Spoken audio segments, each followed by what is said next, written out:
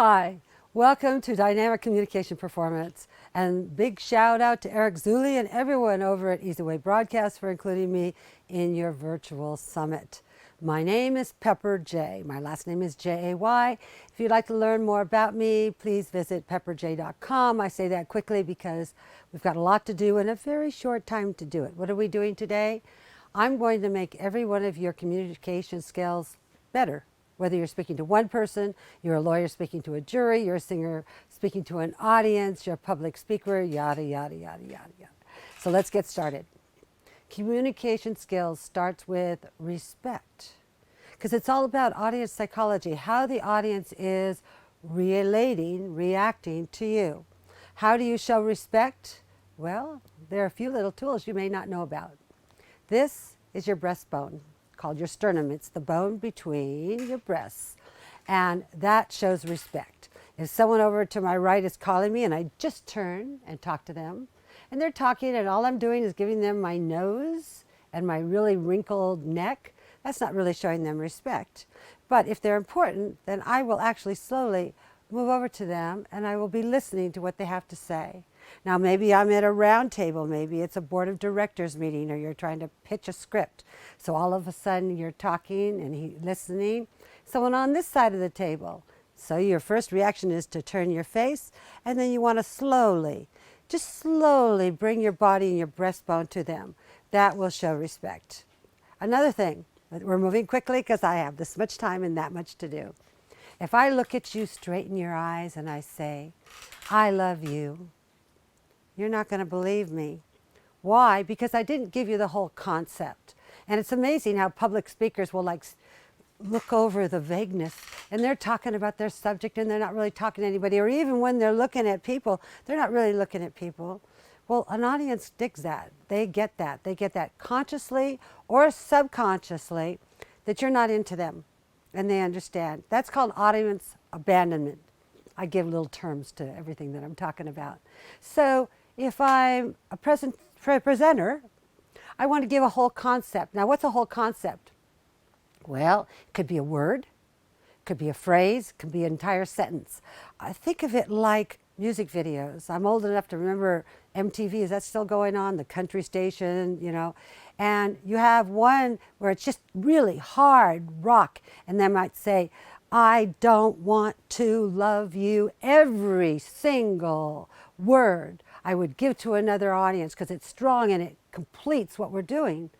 But if you're looking on a regular pop station, you may go in prepositional phrases. Does that sound familiar to you? You know, in the room, under the floor, over the bridge. These are type of prepositional phrases. So I would be looking at someone and I'd say, now here is what I'd like you to do. I'd like you to go to page 64 in your book. Does everybody have it? All right, now you're seeing that I'm looking at one person in the audience, giving them a whole phrase. Now I'm actually doing more than that. I'm giving them what I call the three-step punch.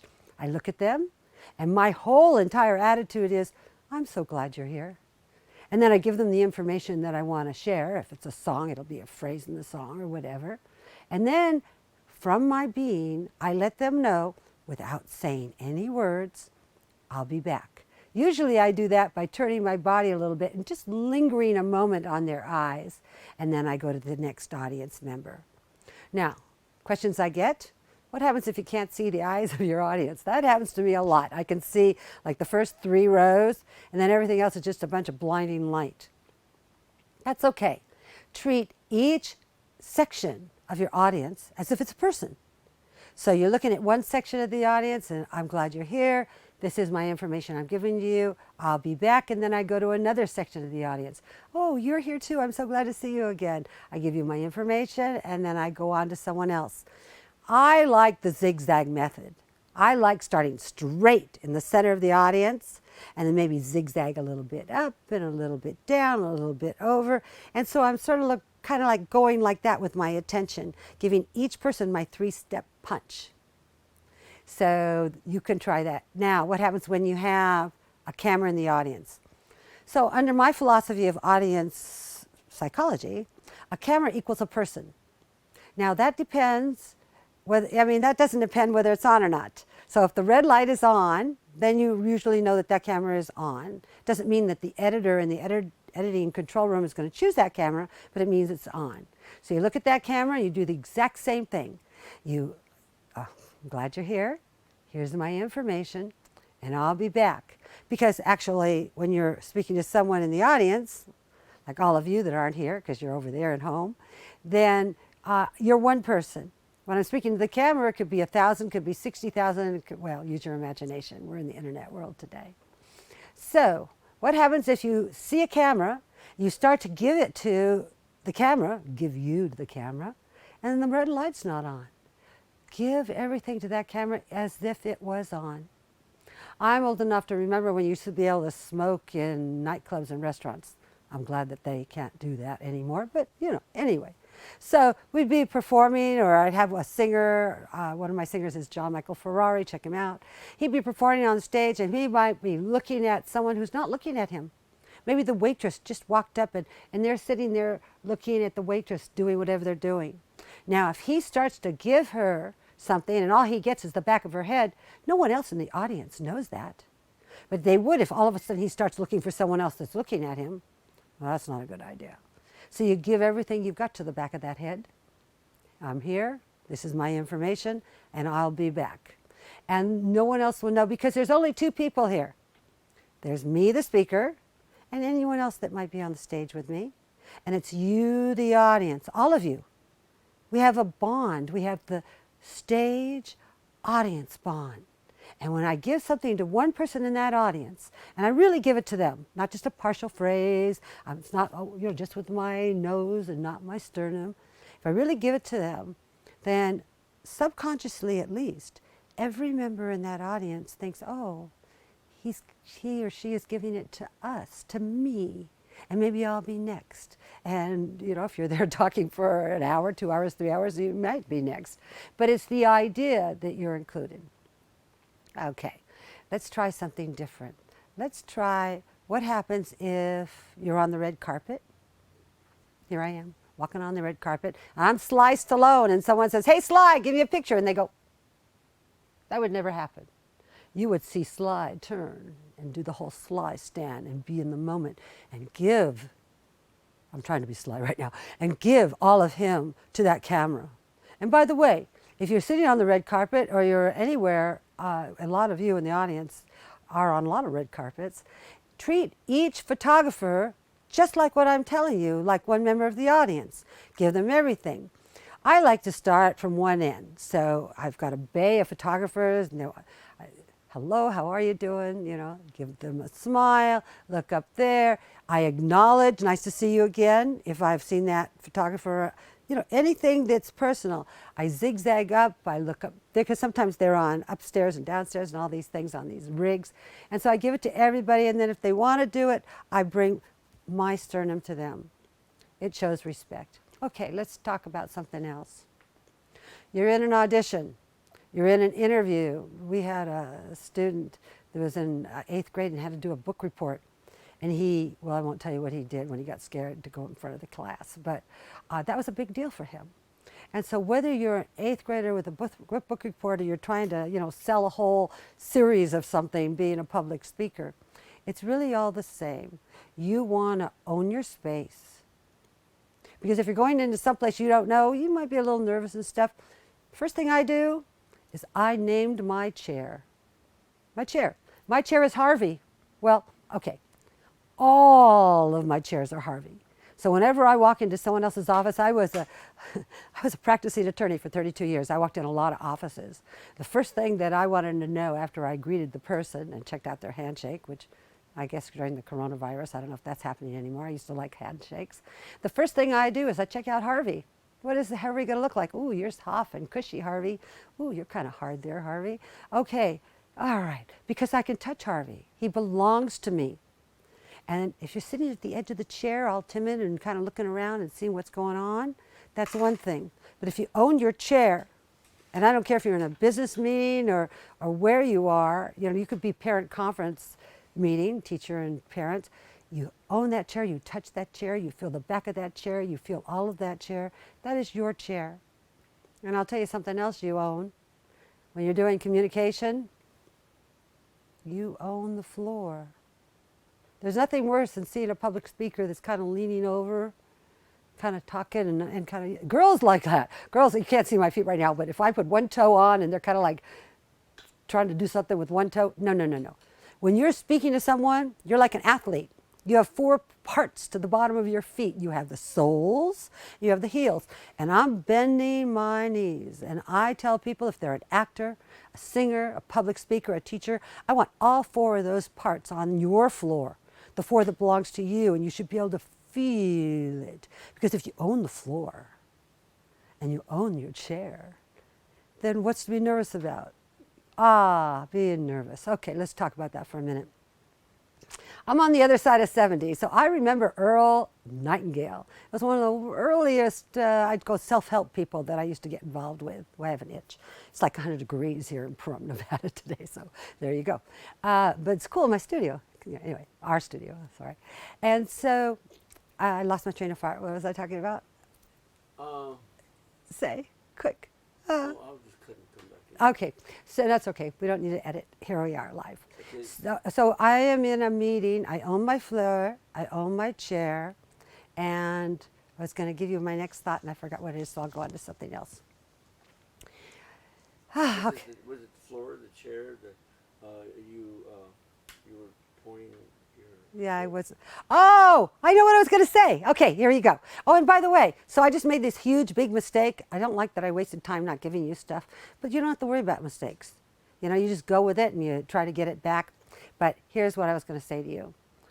I listened to Earl Nightingale about, 40, 50 years ago, and he was talking about this doctor. And the doctor had just finished medical school, and he had gone through his internship, and he was about ready to be a doctor. And he was flipping out. He contacted Earl. He says, I don't know how to be a doctor. And Earl says, well, let's see. You've got your certificate. You have your degrees, what you need. You know what a doctor dresses like. You know what a doctor sounds like. You've got that little badge that says you're a doctor. Fake it. You've heard it before. Fake it till you make it. Well, there's a lot of truth in that, especially when it comes to confidence. Because if you walk out pretending that you're something, and you're acting like it, and you're sounding like it, and you're being that way, and you've been prepared so you know what it is to be that welder or the carpenter or the dentist or whatever it is that you're doing by yourself for the first time, and before you know it, you're not faking it anymore. It sort of all comes together and you're there. So those of you that get really nervous when you have to speak in front of an audience or anything like that, fake it till you make it. That was the important point that I wanted to share with you. All right, so let's talk about eye focus. If I am a speaker, say, and I am eye darting back and forth, that gets a little crazy. It makes people nervous, and it makes me feel that I don't have them. So when I'm eye focusing, I think to myself, I'm giving a speech. What's in my speech that's not in front of me? Or what's in my audition, the script? Let's do that. I'm an actor, and in the scene that I'm auditioning for, I have to look at a clock, and I have to react to that clock. So before I walk in the audition room and I see a dot on the wall, I think to myself, okay, that's going to be my clock. So in the middle of the audition, and I'm sitting there and I'm in my part and stuff and like this, somebody maybe asked me, what time is it, or are we late or something? And I look briefly and I look back, and I said, well, it's 3 o'clock, we better go. But I pre-prepared where that dot was. So you have to think, you don't have to do anything, but you have to look at what you're talking about. Are there objects? And so you want to create those objects. Maybe your scene is talking about the neighbor lady that's screaming out the window, and you think to yourself where that neighbor lady is screaming from. Oh, there she is again. But if you haven't prepared where that dot is during your interview or your audition, then you're like, there's a window. It's only in one place. It's a secure place. And a lot of you may do things that have other objects in it other than what's in front of you. I'd like to talk to you about sitting down. It's more about respect. If you're a girl or you're a guy that crosses their legs, no judgment here, cross your legs. I said, is not a word. Cross your legs toward the person that's most important. So let's see, you're in a board of directors meeting, and the president is over here, the CEO, the president is talking. Maybe they're the person that's most important. Maybe you're at a family reunion. Maybe it's the oldest person that's most important. Maybe it's the person that's talking at the moment, that's most important. So you want to cross your legs. If you're a guy, you have that big wide legs type thing. You want to just, as you move your sternum toward the person, you might want to just tilt your body a little bit to the bottom. Because feng shui, you know that whole thing that flows in space and stuff? That gives you direction, and you want your body and the person that you're trying to connect to feel that connection with each other. So crossing your legs toward the person. If somebody else starts talking, turn slightly. If you think they're going to talk a lot, you move your chest, and then you cross your legs to them. Okay, I'd like to talk about something else. We're going to try to go to as many tools as we can find. Mimicking. Steal from everybody. That's the way I'll tell you who I like stealing from is Tony Robbins, Anthony Robbins, the author. I've learned a lot from that man. I mean, so especially when I was an attorney, I would go and sit in front of the judge that had a motion before and I didn't know them. I would sit in his galley where the audience sits in a courtroom, and I would take notes. What would I take notes on? Not the law. Once in a while I may jot down something about the law. But I'm trying to find out how that judge takes in information. Does he take it auditorily? Does he take it by hearing something? Does he feel it? Does he get it? I learned that concept from Tony Robbins. Thanks, Tony. So that's what I would do. And I would actually change my motion before I turned it into the court using words that I know that judge would relate to. Now, when we're sitting with an audience like we are today, we want to use everything. What am I talking about here? Do you see what I'm talking about? Do you see? Do you hear what I'm talking about? Do you understand kinetically? Do you feel what I'm saying? Do you get it? These are all types of words. So if the judge says something like, he'll say to me, what's the bottom line, counsel? Well, not to me, to the attorneys that are in front, because I'm in the back taking notes. What's the bottom line, counsel? That's kinetic. You want to listen to find out how the person takes information. And then in my brief, instead of in conclusion, comma, blah, blah, blah, blah, I might actually write in, the bottom line is that the plaintiff, blah, blah, blah, blah. Okay? So I'm mimicking. I'm mimicking how that person takes in information. I also want to mimic how that person is dealing with me physically. If you're sitting in a meeting and they're kind of leaning towards you, I may just slowly kind of come and kind of lean toward them. If you see them kind of lean back in their chair and they're back here, I may just do that, I mean, not quickly, subtly. That means very slow and without anyone knowing what you're doing. And you just sort of, because what you're doing is you're mirroring them. I remember in the 70s, I'd do a lot of these S-type things, and I learned something from each one of them. I'm not putting them down at all. They were wonderful summer situations. But a lot of that was mimicking people. And Tony Robbins, what was the book that The Giant Within? I don't remember which of his books, but each one of them is fantastic. Okay, I'm done plugging Tony. He doesn't pay me for anything. What, honey? Take a little step back. Okay, take a step back. I'm losing my light. Thank you so much. All right, so let's go on to something else. And by the way, if you have any questions, I'm very easily accessible. I'm Pepper J on Facebook. And it's hard for me because people are getting at me from everything. They're texting me, they're calling me, they're emailing me. I had over 1,000 Facebook messengers before I even knew you could communicate on Facebook. So there you go. But in any event, you could send me a question and we can chat about it. It'd be my pleasure.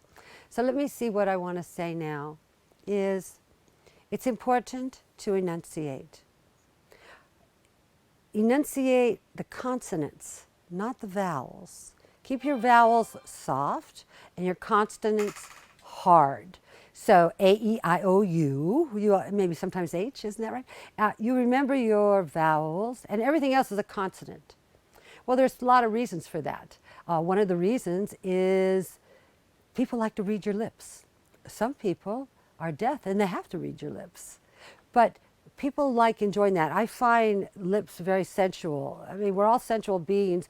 Even if you're booked as a bad guy in a movie, there's got to be something sensual about you, or you wouldn't have been booked as that bad guy. You know, some of the most handsome bad guys I can think of. I'm thinking of Emilio Rivera right now. Okay, put that on your mind. Sorry, Emilio. Anyway, there's always something sensual. So let's talk about the lips for a moment. You want to enunciate. You want people to be able to read your lips and understand what you're saying, Because how frustrating it is if you start talking and nobody really understands that. What happened there? You know, that's very frustrating. You don't want that to happen at all. I have an itch. Okay. That's we go. So let me think what I want to say really quick. Let me look at my time. Oh, it's going fast. All right, so let's talk about something different.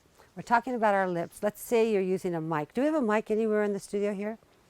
I want the audience always to see your lips, please. Like I say, it's very communicative. People like looking at lips. You know, I notice that during this coronavirus, and people are wearing masks all over the place, people seem not to relate to each other as well as the smile as you're walking through the market and stuff. I miss that. I think that's an important human connection. And when you're speaking to someone, you're communicating with someone, and I don't care if you're trying to pick up somebody at the other end of the bar in some, what do they call them, nightclub or something, they want to see your lips. If you're working with a mic, this is not what you want to do and have no one see your lips. So let's talk a little bit about mic work, because some of you are singers, some of you are public speakers, and it may help you. I like, on this side of the audience, to put the mic on this side. So I'm talking to this, and I'm doing my zigzag, and here I am, and each of you have my sternum towards you, and we're going through the audience, and I'm enjoying each person, and in the middle I bring my hands together, and here I am, and I'm talking, and I'm explaining, and then I come up there, and I open up, and here I go. And all this time, even if your mic has to be close, it doesn't have to be so close that you can't see your lips. This is not a good thing. It's not even a good thing when you're a singer, unless it's for a moment for effect. Thank you, John Ferrari. He's sitting here giving me little clues. All right, so let's talk about this. Here and back. Now, it's not just over here, it's over here, and my shoulder is way back. Because normally I have an audience that's 180 degrees. See, there's your math class. 180 degrees, a half a circle. And if I'm here like this, talking to my audience, what am I doing? I'm turning my back on all of those audience members. Sorry, you guys. So I want to come here, and even if I'm all the way on the far end of the stage and I'm leaning down and I'm talking to one particular person, I want to make sure that that shoulder is as far back as possible. Okay, so hi, I'm back. If you saw a little blip because our camera battery went poof. Okay, so we have a little bit of time to go over a couple things I'd like to talk about. Choose your style. My style is early hippie. Sometimes I dress, and I'm not a good example of choose your style, but you should choose your style, even though I don't follow the same advice. So what is it? Is it sleek? Is it professional? Is it business? Is it like country? Is it casual? What it has to be. Me, I'm just the bubby that was, myself is what I am. That's my style, I guess. And I wouldn't suggest that to anyone else, I guess. So choosing a style is really important. I'd like you to always be a photograph. And by that I mean that, when I'm on stage, when you're on stage, unless it's like a jury or a classroom, people might take photographs of you. So you want to keep it interesting. You don't want to be standing there like an 8th grade little class with your arms next to you and stuff and talking and stuff. You want to have your arms away from your body. I always like to have one arm kind of doing something. If your arms are hanging down, they are with Da Vinci hands. Where are your hands? There you go, Da Vinci hands. And you just want to be in the moment, but you want to create what I call angles and air holes. What does that mean? Well, when you teach models, you ask them first to go through the magazines. And you think I want them to see the pictures of the stories. They do a story on this actor or this singer or this model, and they take pictures. Those are not the photographs I want them to look at. I want them to look at the ads. People spend a lot of money on advertisements. And that's where you can see angles. What is angles? Angle is like having my hand up like this. So if I'm teaching and I'm like this, it looks more interesting than if I'm just standing. It means that I might put my hands up right there and I'm creating a little air hole, angles and air holes. And so if I want to be a photograph at all times during my presentation, no matter where I'm looking or what I'm supposed to be, keep that in mind. Most people feel that their arms have to be right next to them. I like you to just be loose and let them hang and be natural. I don't mind. I'm not Italian, but I still use my hands. What can I tell you? I like to talk about, what else did I want to talk about? Be a photograph. What? Pay your dues. Oh yeah, pay your dues. You know, when John Ferrari and I came up the ranks, there were plenty of places to perform, speak, do. I was a school teacher for over a decade. I spoke to several school districts in and around the Los Angeles area. John was playing at different clubs and stuff, paying his dues. I don't think it's a good idea to think you're going to go from zero to success in a moment. I think you need to pay your dues. You need to practice and practice here. Now the problem is there are not as many maybe venues you think for doing that, but that's not true. If you want to be a speaker, if you want to be a teacher, first of all, volunteer. There's all sorts of places. There's community theater, there's the high school, there's the junior college, there's volunteering and reading to kids in elementary school, which we enjoy doing. You know, when you're a singer, you're choosing what key you're going to sing in. Most singers can sing in several keys. There are lower register keys, there are middle registers, or they can even strain and show you how high they can hit a note. But it may not be the best place to sing for the particular song you're trying to communicate. Because singing a song is the same thing about speaking or teaching. You're communicating something as if no one has ever sang that song before. It's coming out of your ideas as it's happening, and you're doing it sincerely, communicating to the person. You just happen to be recording on a record or a CD or on a musical theater. So the sincerity has to be there. Now, you're probably thinking like I am, you've met a whole lot of people that are not really sincere. You can just tell it, what an act. But yet how do they do it so well and make so much money, you know? But then you think to yourself, well, he's very good at that. So I'm not sure how good advice it is, but I believe in sincerity, and I believe in really enjoying what you're doing, enjoy your space, and enjoy sharing the information. It's not all about making the sale. I speak to a lot of salespeople, and they're always focused on pushing toward making the sale. Whereas if they pushed back a little bit and gave a little bit more, that's why you always see coupons or special events that give you double for one or something. People want to give you something. Well, I personally feel that if you give, the person that really is receiving most is yourself. So when you're preparing your speech, when you're deciding how to communicate a song, when you're an actor and you're interpreting a part, think about what part of yourself can you give. As an actor, you can pay more attention to the other actors, particularly if they don't have lines. Thank you. Thank you for listening. I hope it was helpful. Don't forget to contact me. And, oh, I know one thing I want to tell you real quick. How much time do I have? This much time. Okay, so people have a hard time listening or paying attention to someone that's all folded up. Fold back. Be open chest, be down, comfortable shoulders, long neck. Be in the moment, and as if you've heard that before, the string pulling you up. I think anybody that had ballet classes remembers that. But it's really true. It's really true. Own your floor and be up and open. Because if you are open, then that gives them room for them to come and join you. Because that's what we're doing, is we're really doing a virtual hug. I'm Pepper J. I adore teaching, and I look forward to hearing your comments. I hope I did the right time, Herrick Zuli, because I got caught up with a bad camera in the middle. But thank you. Thank you, Eric Zuley and eZWay Broadcasting, Dante Sears and everything. I think I just touched my mic. Got to be careful of that. It's a wireless right there. Thank you, and bye.